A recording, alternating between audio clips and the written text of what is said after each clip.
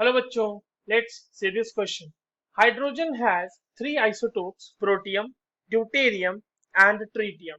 They have nearly same chemical properties but different physical properties. They differ in options are number of proton, atomic number, electronic configuration and option D says atomic mass. चलिए इस question को solve करते हैं बच्चों। सबसे पहले तो ये देखते हैं कि इस क्वेश्चन को सॉल्व करने के लिए हमारे पास कौन से की कॉन्सेप्ट की जानकारी होनी चाहिए। देखिए ये जो सवाल है हमारे पास बेसिकली आइसोटोप्स ऑफ हाइड्रोजन का सवाल है। ठीक है। और जैसा कि क्वेश्चन में कहा भी गया है कि हाइड्रोजन के बच्चों तीन आइसोटोप होते हैं। अब देखो आइसोटोप का मतलब क्या होता है पहले ये समझ लेते हैं। देखिए आइसोटोप में क्या होता है कि अगर हम आइसोटोप की बात कर रहे हैं राइट, तो वहां पर एटॉमिक नंबर सेम होगा।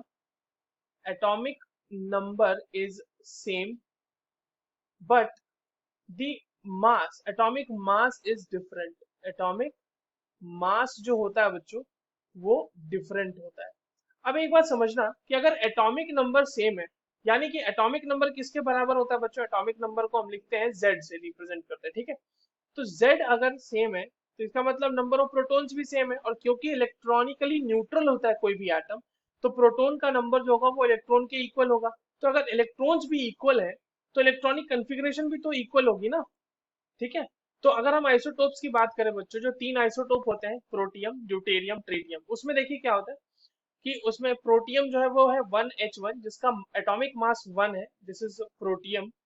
और जो अगला है हमारा वो है deuterium, that is 2D1, this is deuterium.